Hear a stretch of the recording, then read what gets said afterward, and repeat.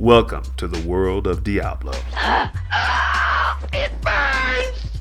I'm your host, Scott Diablo Marcano. Well, I'm not a crook. I'm a filmmaker and comic book publisher, and I want to talk about something that's cool, or interesting, or entertaining, or gets us thinking. Whoop-de-doo! What does it all mean, Basil? So take a deep breath, take my hand, and let's take a journey together through the twisted world of Diablo.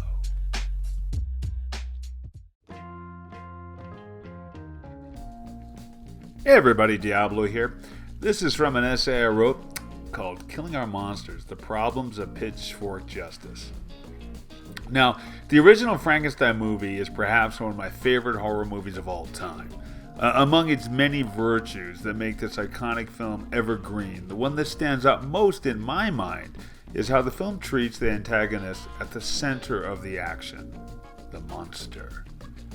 Whereas in modern horror films like Nightmare on Elm Street, Scream, Friday the 13th, Saw, just to name a few, those kind of films go for the low-hanging fruit of terror.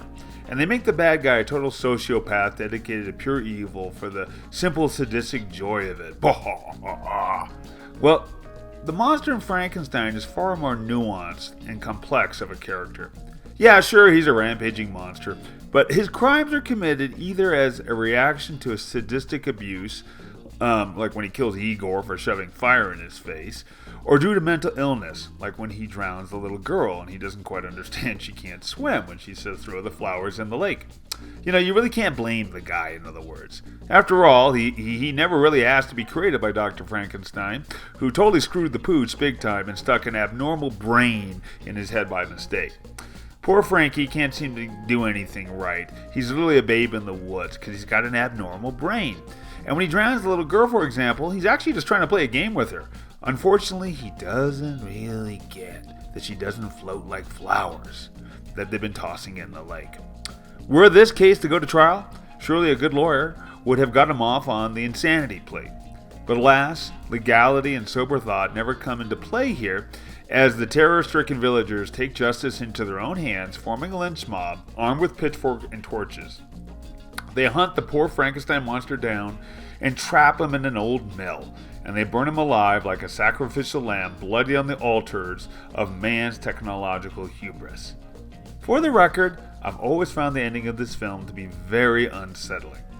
Killing the monster seems like an inevitable course of action, of course. He is a child killer after all. However, watching Boris Karloff, the actor, wail maniacally as he meets his fate, his worst fear of all, being burned to death while pinned like a bug underneath a fallen timber, is more ghastly than triumphant in my opinion. You never really get the sense that justice has been served by the monster's death.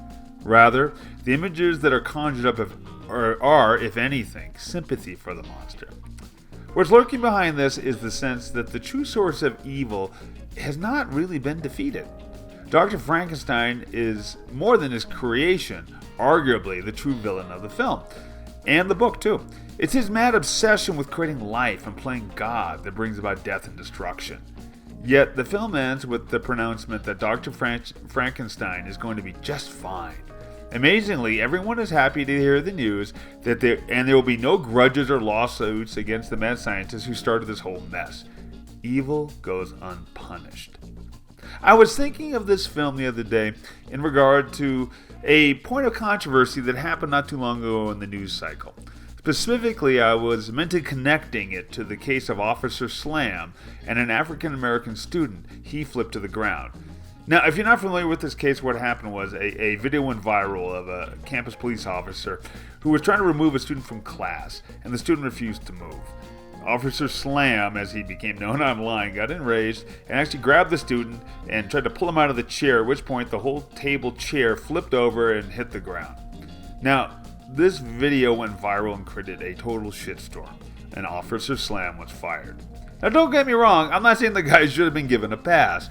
What he did was wrong, there's no question about it. He should not have used that kind of physical force against a kid who wasn't doing anything more provocative than saying, "I won't give you my cell phone." I guess the whole thing began over cell phone. Still, I started to get an uneasy feeling as this all played out. I guess part of my unease comes from the fact that I could relate to Officer Slam's gut instinct. I mean, look, let's be fair. and honest too. Every teacher does, whether they admit it or not. Teaching is tough. I know firsthand because I worked as a substitute teacher for the Los Angeles Unified School District. It was a thankless, underpaid job that I did between film gigs for almost a decade. Being the fool that I am, not only did I volunteer to substitute in South Central, I actually signed up for the most dysfunctional classrooms the district had to offer. And they had quite a few to offer, and believe me, they were pretty dysfunctional. I was in Officer Slam's shoes many times. I once had a student do exactly the same thing. She was texting during class, and she refused to hand over her phone to me. But instead of slamming her to the ground, I pretended to let the matter go. And then I waited a little while. Then I snatched the phone out of her hand when she wasn't looking. I know, that was pretty diabolical of me. But, hey, gotta do what you gotta do. I locked the phone up in a cabinet, and I refused to return it to her until the end of class. She cursed me out until I finally called security. I refused to return the phone until she wrote me a written apology. It took over 2 months until she finally did. You know what? Teenagers are a challenge. It takes enormous patience to deal with them in a school environment where they bring all the baggage of whatever they're dealing with outside the classroom into the room. Schools are driftwood beaches where society's woes wash up. This makes teaching the most demanding and challenging job on the planet by a wide margin. Now, some individuals are better at it than others. I was okay, I think. Then again, I was once asked to leave a school by a principal for telling kids who were disrupting a state test that they were acting like total shitheads. So, I guess no one's perfect. The point is, it's very hard to deal with a kid who's refusing to comply. As a teacher, you're faced with limited choices in these situations. You can let them get away with it, which establishes a classroom precedent that the students can ignore your authority, which, trust me, is a very bad idea. You can try to reason with them. Also not a great option because you could end up spending the entire class period negotiating with an entrenched kid who refuses to back down, or you can call security. 9 out of 10 times, once security arrives, the kid will grudgingly back down. But in this case, the student did not. I'm talking about Officer Slam's case. And so the inevitable laws of physics came into play. The unmovable object, the student, met the unstoppable force, Officer Slam. And the resulting explosion invoked an even more powerful force, internet obsession. It wasn't long before the hashtags were flying in every direction and heads were rolling after the video hit the airwaves. Now, it's also not that easy just to write off Officer Slam as just another racist police officer. Yes, he was white and the student was black. However, let's talk about Officer Slam for a moment. It should be noted he was also a volunteer coach at the school. That says a lot. Few people who truly hate kids of color would volunteer to spend even more time with them after school helping them with things. But this man did. On some level, he obviously cares about the young people under his watch. Secondly, it's worth noting that over 100 students, mostly black, staged a self-organized protest in support of Officer Slam after he was fired.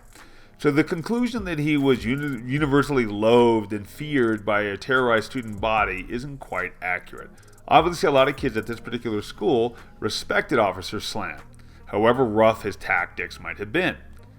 But the thing that struck me the most about this incident was the revelation that the kid came from a foster family. This fact came out after Officer Slam's supervisor pointedly suggested that she was partially to blame and her family needed to teach her to respect authority. Now, not to paint this whole thing in too broad of strokes, but it didn't surprise me that she was a foster kid. Most kids I dealt with who acted out like this in school came from similar circumstances. It's hard to learn to respect authority when you're adrift in the world with no permanent home. This is not to suggest that her foster family was doing a terrible job with her. For all I know, they're fine people doing an excellent job of raising a child. But in the end, they are a substitute family for a real family. It's not an ideal situation by any measure. Kids from foster care, especially the ones who've been there a while, have a mountain of emotional issues. They literally fill the seats in most special ed classrooms. They act out constantly. It doesn't take a rocket scientist to figure out why. They're trying to build lives on ever-shifting grounds, moving from foster home to foster home to foster home, growing up unwanted and abandoned. Their financial support lacking, their spirits ruined, their futures tend to be very bleak. Every statistic bears this out. A huge percentage of these foster kids will end up in prison, homeless, involved in teen pregnancy, or a host of other tragic outcomes. And here lies the root of my unease with vigilante justice on the internet. The public outrage in this particular case succeeded brilliantly in getting Officer Slam fired. But it won't change the fact that the student doesn't have a stable family to nurture her or a permanent home to thrive in. That is the real monster here, the true evil that will haunt her life long after Officer Slam is completely forgotten. In a week or two, this viral controversy, and this happened a little while ago, and it already has, it's faded into the distance. Everyone has moved on to the next controversy. We're all mad about something else. Sometime in the next couple weeks, a new viral video will pop up that will take our attention away from whatever we're focused on now. I mean, people have already forgotten about Johnny Depp and Amber Heard. We're not even talking about Dave Chappelle anymore. We're on to the next thing. Pitchforks and torches will be passed around soon and will demand somebody be fired over some other out-of-control cop or some other celebrity doing something awful.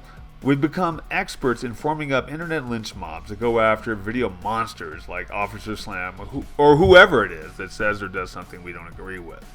However, just once, I'd love to see an internet and media mob form up, not to demand the firing of some rogue school cop or to demand that Paula Deen's food show be boycotted or that Dave Chappelle needs to be canceled, but rather to organize something truly life-changing, such as the mass adoption of foster kids around the country. There's a clear need for such an effort.